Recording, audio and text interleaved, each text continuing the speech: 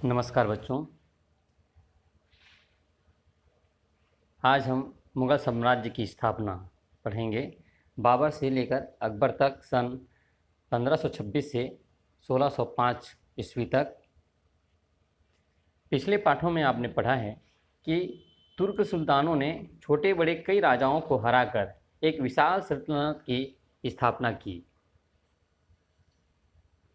जिसे हम मुग़ल साम्राज्य के नाम से जानते हैं। लगभग 200 वर्षों तक भारत में दिल्ली सल्तनत का शासन था। शासन करने वाला अंतिम वंश लोधी वंश था। लोधी वंश, जिसकी स्थिति कमज़ोर थी, उन दिनों पूरे भारत में फिर से कई छोटे राज्य बन गए थे। वैसे तो मुग़ल काल 1526 से 1857 ईस्वी तक मानी जाती है। बाबर का इतिहास सन 1526 से 1530 तक। बाबर भारत में मुग़ल साम्राज्य का संस्थापक था। बाबर को तुर्किस्तान में फरगना का एक छोटा सा राज्य अपने पिता से उत्तराधिकार में मिला था।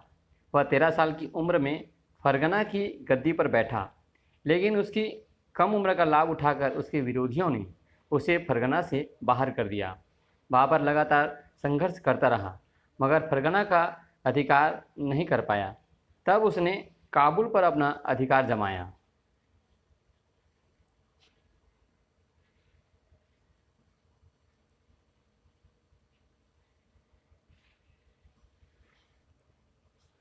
काबुल में वह अपने राज्य का विस्तार करने और अपनी स्थिति को मजबूत करने के लिए प्रयत्नशील रहा।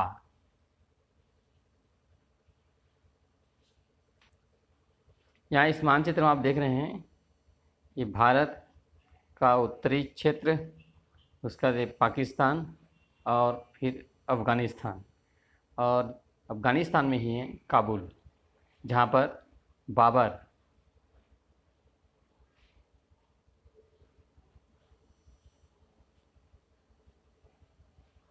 मध्य एशिया में कई ताकतवर शासक थे, इसलिए बाबर को वहाँ कुछ स्थायी सफलता नहीं मिली।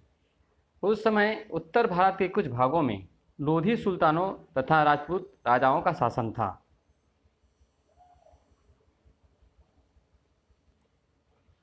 लोधी सुल्तान,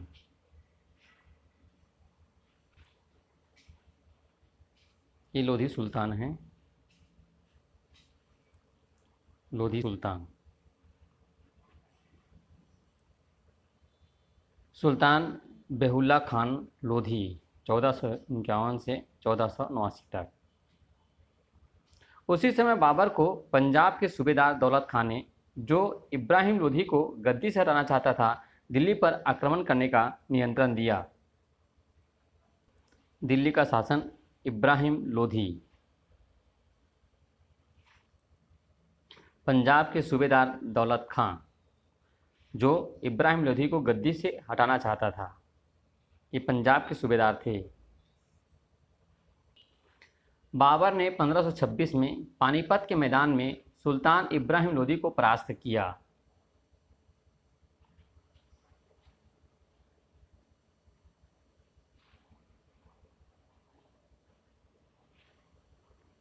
बाबर के पास अच्छी बंदूकें एवं बारूदी तोपें थीं, जो भारत के शासकों के पास नहीं थी।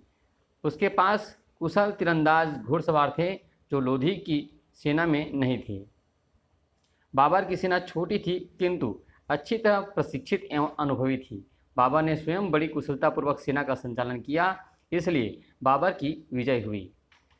बाबर के सरदार भारत में धन खजाना लूटकर काबुल लौटना चाहते थे, किंतु बाबर भारत में ही रहकर राज्य की स्थापना करना चाहता था।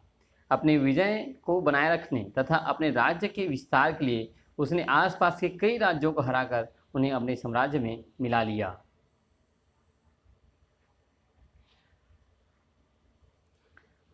यह है पानीपत। भारत के नक्शे में आप देख रहे हैं पानीपत का युद्ध। पानीपत की पहली लड़ाई बाबर बनाम इब्राहिम लोधी। राणा सांगा। उन दिनों राणा सांगा मेवाड़ का राजपूत राजा था। एक विशाल सेना लेकर राणा सांगा ने बाबर को रोकने का प्रयास किया। राणा सांगा अनुभवी एवं कुशल सेनानायक थे। उनके साथ कई राजपूत राजा तथा अफगान सरदार मिल गए थे। राणा सांगा की सेना में बाबर की सेना से ज़्यादा सैनिक थे। राजपूतों की सैनिक देखकर बाबर की सेना हताश हो गई। उसके सैनिक बिना लड़े ही वापस लौटना चाहते थे। ऐसे में बाबर ने अपने सैनिकों को उत्साहित किया। बाबर ने भविष्य में कभी शराब न पीने का संकल्प लिया। उसने सैनिकों को एकत्र कर एक जोशीला भाषण दिया। वीर सैनिकों, इस दुनिया में जो जन्म लेता है वह एक दिन अवश्य मरता है। हिम्मत से युद्ध करो। यदि युद्ध में हम विजयी होंगे तो हमें साम्राज्य मिलेगी, और यदि मारे गए तो शहीद होंगे। सम्मान के साथ मरना अपमानजनक जीवन से कहीं अच्छा होता है। बाबर के भाषण का उसके सैनिकों पर अच्छा प्रभाव पड़ा। सन 1527 में खानवा के मैदान में भीषण युद्ध हुआ।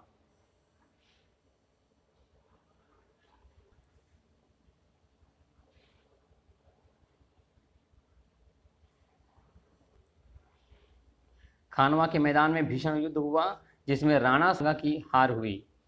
राणा सांगा की हार के बाद बाबर के सामने कोई शक्तिशाली शत्रु न रहा। इस तरह बाबर ने दिल्ली में मुगल सत्ता को स्थापित किया। दिल्ली सल्तनत अब मुगलों के हाथ आ गई थी।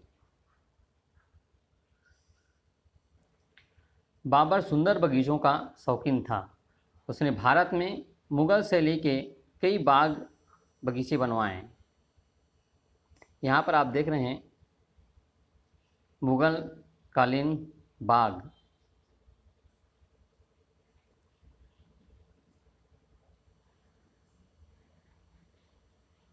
मुगल कालीन बाग की कुछ तस्वीरें आपके पास सामने में हैं।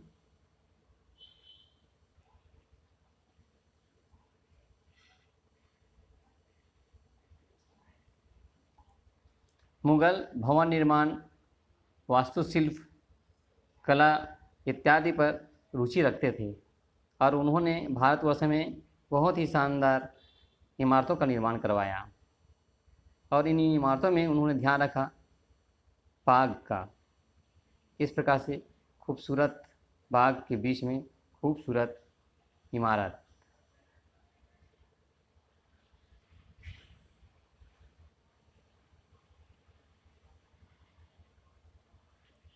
आप देख रहे हैं बाबर का मकबरा। बाबर ने अपने जीवन के अनुभवों को विस्तार पूर्वक अपनी आत्मकथा में लिखा है। यह तुर्की भाषा में है और इसका नाम तुजूस ए बाबरी है। इसे बाबरनामा भी कहते हैं।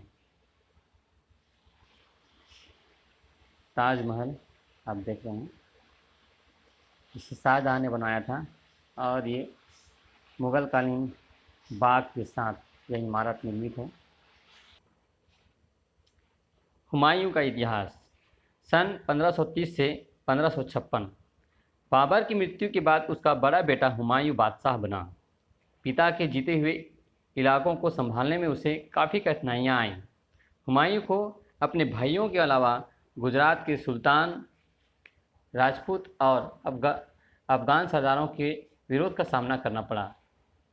वह गुजरात और मालवा के प्रांतों को विजय करने में सफल रहा,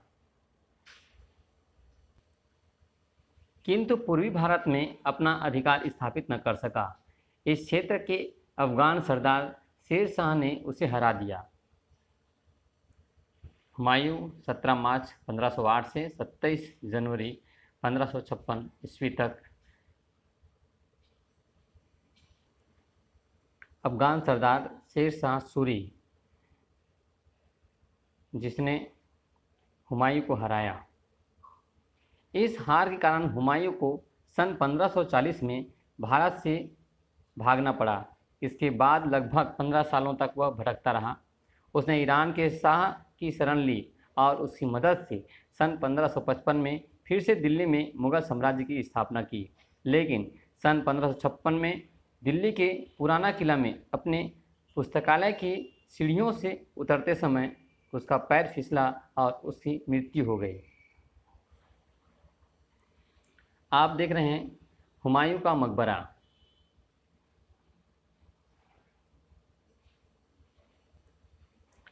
शेर शाह सूरी की जीवनी सन 1540 से 1545।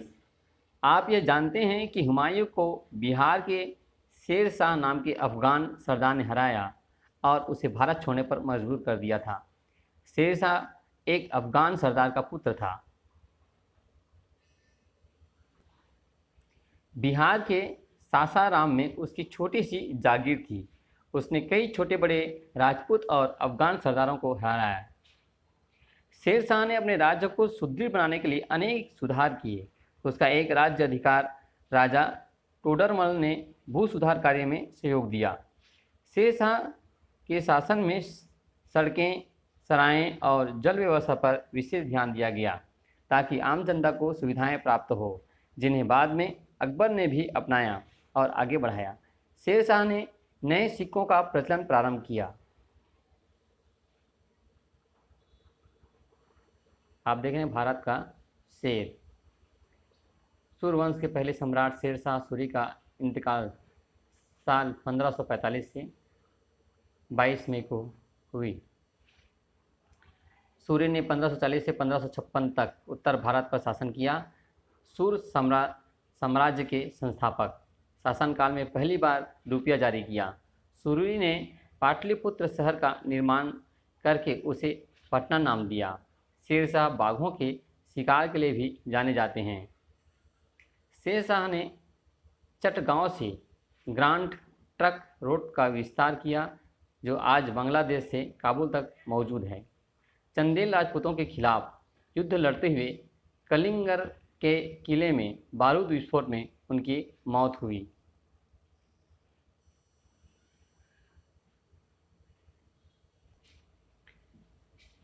शेर शाह ने नए सिक्कों का चलन प्रारंभ किया।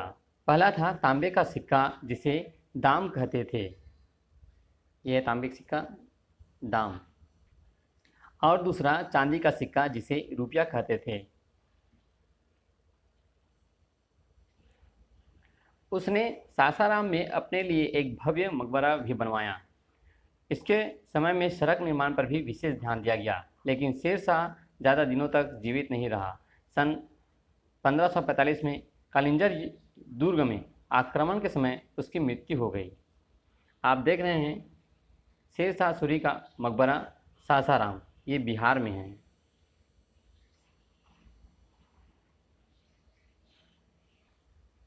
ये है कालिंजर का किला, जिसे शेर शाह सूरी जीतने के लिए गया था, परंतु यहाँ वह बारूद के धमाकों में मारा गया।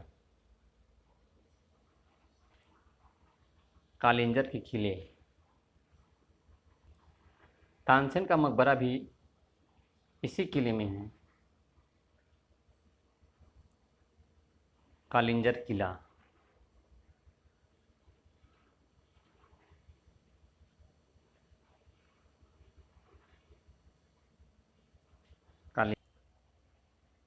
यह है कालिंजर की किला, जिसे शेर शाह सूरी जीतने के लिए गया था,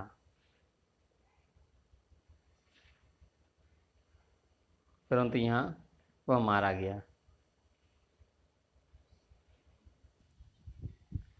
सम्राट अकबर सन 1556 से 1605 ईस्वी तक। अकबर का इतिहास। पिता हुमायूं के मृत्यु के समय अकबर बहुत छोटा था, लगभग आप लोगों की उम्र का।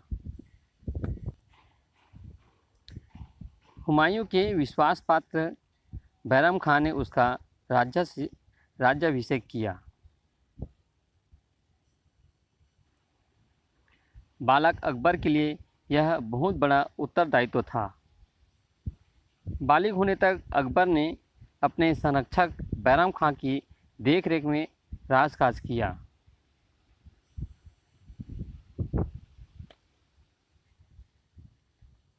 बैरम खां। बालिग होने तक अकबर ने अपने संरक्षक बैरम खां की देखरेख में राजकाज किया। फिर उसने शासन की बागडोर स्वयं संभाल ली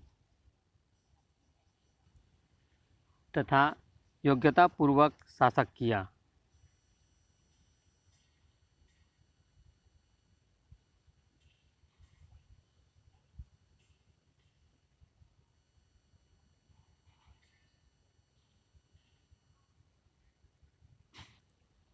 राज्य विस्तार।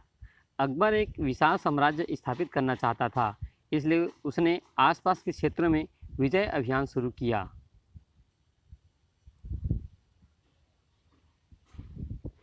उसकी सेना ने बहुत तेजी से पूरे उत्तर भारत पर विजय पा ली।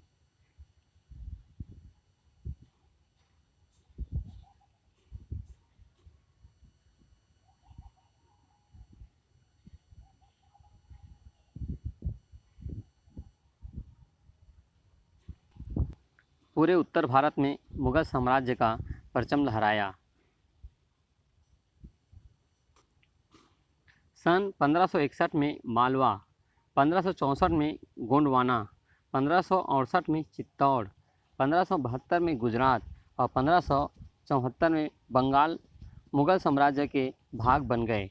फिर सन 1586 से 1600 के बीच कश्मीर, सिंध, कंधार, उड़ीसा और दक्षिण में बरार, अहमदनगर और खानदेश भी साम्राज्य में मिला लिया गया। आइए इसे नक्शा के माध्यम से देखते हैं। 1605 में अकबर की मृत्यु के समय उसका साम्राज्य एकीकृत साम्राज्य डार्क ग्रीन में और अधीन प्रदेश लाइट ग्रीन में।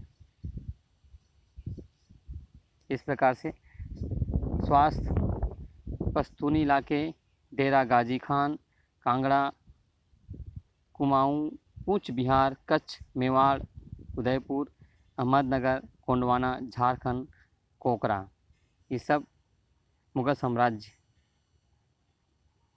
के अधीन थे। यहाँ मुगल साम्राज्य ने अपना परचम फहराया। आइए इस नक्शा के माध्यम से देखते हैं। सन 1605 में अकबर का साम्राज्य उत्तर भारत, उस समय पाकिस्तान, अफ़गानिस्तान सब भारत में था। काबुल, कंधार, लाहौर, मुल्तान, पानीपत, ठट्ठ, अजमेर, आगरा, इलाहाबाद, उज्जैन, अहमदाबाद, बुरहानपुर, एलिशपुर, बरार, अहमदनगर, पीडर, पटना, अवध, टोंडा, कटक, ये सारे क्षेत्र में अकबर का साम्राज्य फैला हुआ था। इस तरह से अकबर ने उत्तर भारत में अपने साम्राज्य का विस्तार किया। अकबर एक ऐसा साम्राज्य बनाना चाहता था जिसका भारत के सभी महत्वपूर्ण और ताकतवर लोग साथ दें। उसने अनेक राजपूत परिवारों के साथ वैवाहिक संबंध स्थापित किए। आप देख रहे हैं सम्राट अकबर और राजपूतानी जोधाबाई। ये आमेर की राजकुमारी थी, जयपुर की रहने वाली। उसने जयपुर के पास स्थित आमेर के कछवाहा वंश के राजा भारमल की सहायता की तथा उसके पुत्र भगवान दास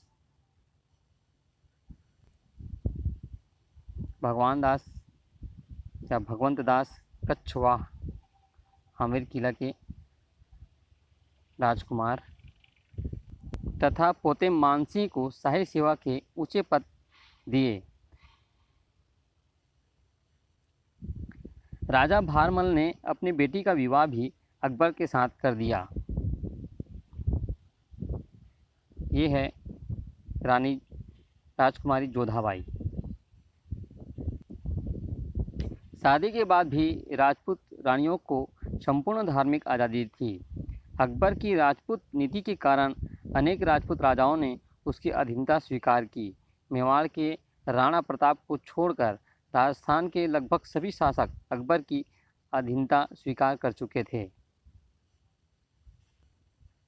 आइए एक नज़र डालते हैं जयपुर की किला आमेर,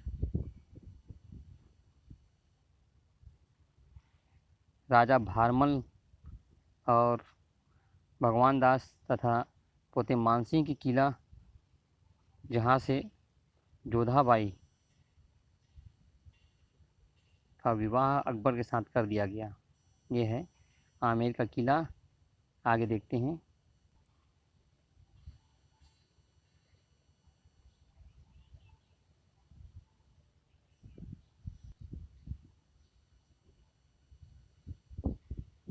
आमेर दुर्ग,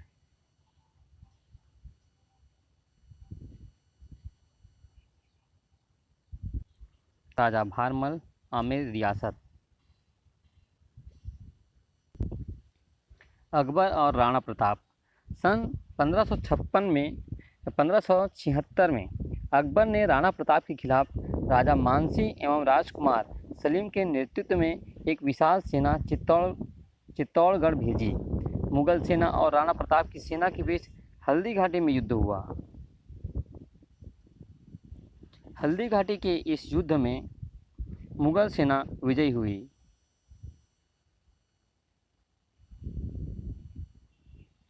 किंतु राणा प्रताप ने हार नहीं मानी।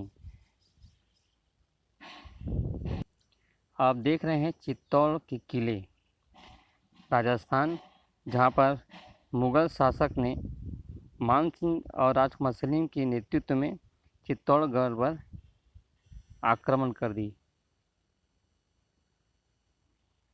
इसे जीतने के लिए उन्होंने हल्दी घाटी में युद्ध लड़ा। यह है महाराणा प्रताप का चित्तौड़गढ़ का किला। आइए कुछ और दृश्य देखें। चित्तौड़गढ़ का किला, महाराणा प्रताप की किला, राजस्थान।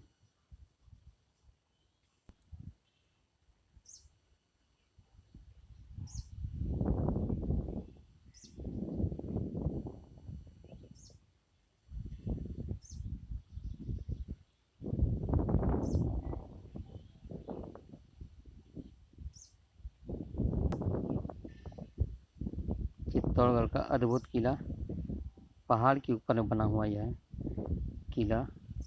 पानी के जलाशय भी बनाए गए। हल्दी घाटी का युद्ध, महाराणा अकबर और सलीम के बीच। महाराणा प्रताप हल्दी घाटी में हार जाने के बाद भी वे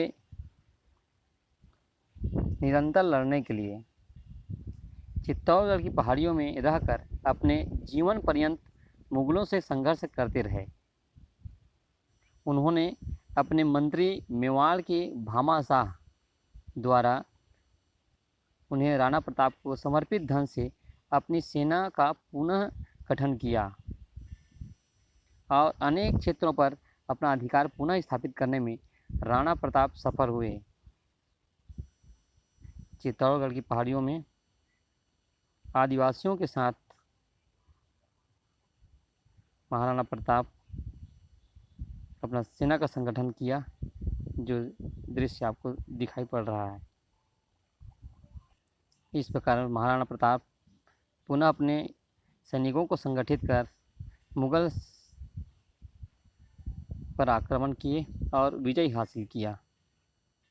इस तरह से महाराणा प्रताप विजयी हुए।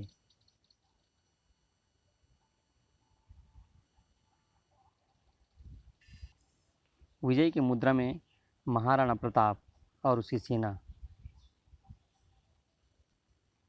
रानी दुर्गावती और अकबर।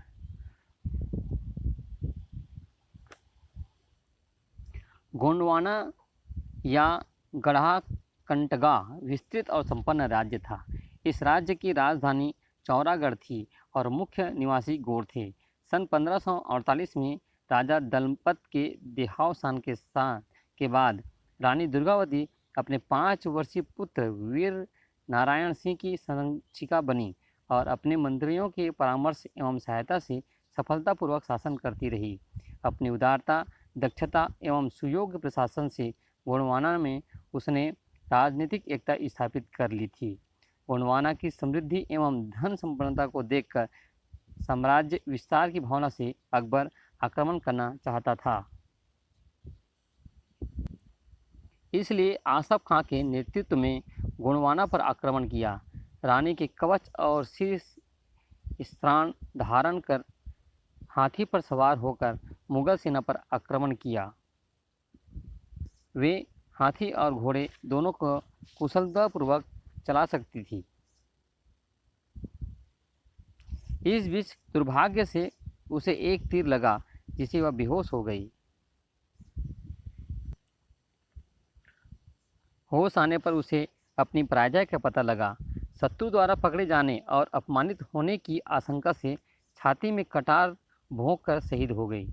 रानी दुर्गावती इस तरह से अपनी जीवन लीला समाप्त कर दी। छत्तीसगढ़ उस समय रतनपुर राज्य कहलाता था। यहाँ पर कलचुरी राजवंश का प्रशासन था।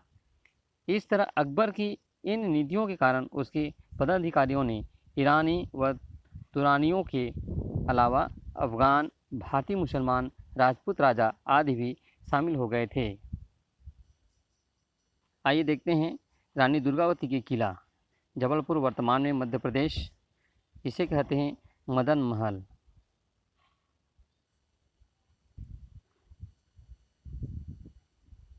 ये है मदन महल, रानी दुर्गावती की किला।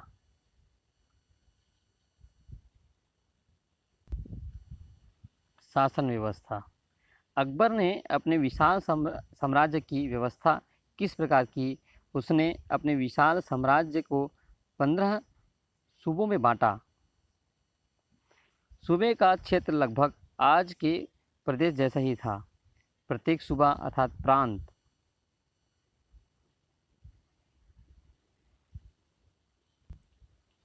सरकारों अर्थात जिलों में बटा हुआ था और प्रत्येक सरकार बहुत से परगनों अर्थात तहसीलों में विभाजित था। कई गांवों के समूहों से एक परगना बनता था। अकबर ने केंद्र से लेकर परगना तक जिम्मेदार अधिकारियों को नियुक्त किया। मुगल शासन के अधिकारियों को मनसबदार कहा जाता था। मनसबदार। मनसबदारी व्यवस्था।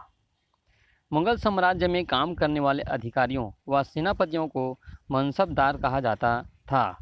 प्रत्येक मनसबदार को उसकी सेना के अनुसार एक दर्जा दिया जाता था, जिसे मनसब कहते थे। सभी मनसबदारों को बादशाह खुद नियुक्त करता था और उन पर बादशाह का सीधा नियंत्रण होता था। सभी मनसबदारों और घुड़सवारों की एक फौज तैयार रखनी पड़ती थी और जब भी बादशाह को उसकी ज़रूरत पड़ती, उन्हें अपनी फौज के साथ जाना पड़ता था। बादशाह उन्हें अपनी ज़रूरत के अनुसार कभी भी नियुक्त कर सकता था। इसके बदले मनसबदारों को, विशेषकर बड़े मनसबदारों को बहुत ऊंचे वेतन दिए जाते थे। वे काफ़ी शान शौकत का जीवन बिताते थे। मनसबदारों को दिया जाने वाला वेतन। इस प्रकार सम्राट अशोक मनसबदारों को वेतन दे रहा है।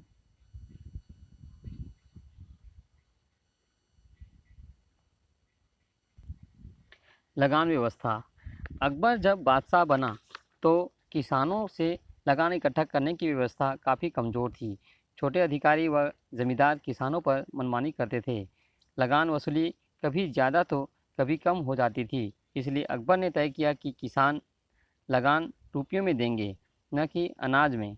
किसान जितनी ज़मीन में खेती करता था, उसके हिसाब से उसका लगान तय कर दिया जाता था। आमतौर पर किसानों को अपनी उपज का 1/3 या आधा हिस्सा लगान के रूप में देना पड़ता था।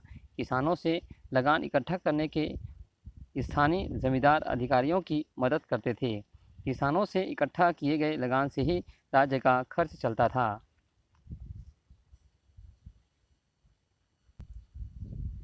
धार्मिक नीति। सन 1575 से 1585 के बीच अकबर ने कई धर्मगुरुओं से उनके धर्म के बारे में चर्चा की। उसने अपनी राजधानी फतेहपुर सीकरी में मस्जिद के पास एक इबादत खाना, प्रार्थना गृह बनाया।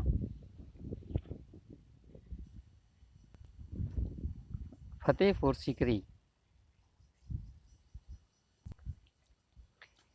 इस इबादत खाना अर्थात प्रार्थना गृह में इस्लाम के विभिन्न संप्रदायों के धर्मगुरुओं के अलावा योगियों, हिंदू, जैन, पारसी व ईसाई धर्मगुरुओं को भी चर्चा के लिए आमंत्रित किया जाता था।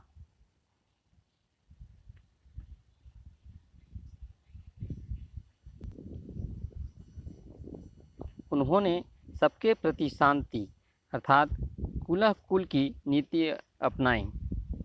इस नीति को बनाने में अकबर के सहयोगी अबुल फजल का महत्वपूर्ण योगदान था। ये फतेहपुर सीकरी, ये इबादत खाना।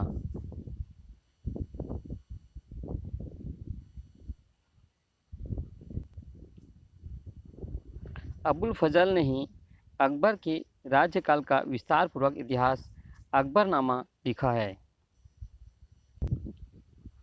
इस नीति के अनुकूल अकबर ने हिंदुओं पर लागू जजिया व तीर्थ यात्रा कर हटा दिया, मंदिर बनाने की अनुमति दी और हिंदू व जैन मंदिरों व मठों को दान दिया। उसने रामायण, उपनिषद, महाभारत जैसे ग्रंथों का फारसी में अनुवाद करवाया। अकबर ने अपनी निजी जीवन में भी कई धर्मों की बातों का समावेश किया। वह रोज़ सूरज की पूजा करता था, मांस, मदिरा आदि का उपयोग कम करने लगा था और दिवाली, नवरोज़ जैसे त्यौहार मनाता था। उसकी इस नीति से मुगल साम्राज्य को सभी लोगों का समर्थन मिला। अकबर ने करीब 50 वर्षों तक राज किया। उसके बाद उसका पुत्र जहांगीर बादशाह बना।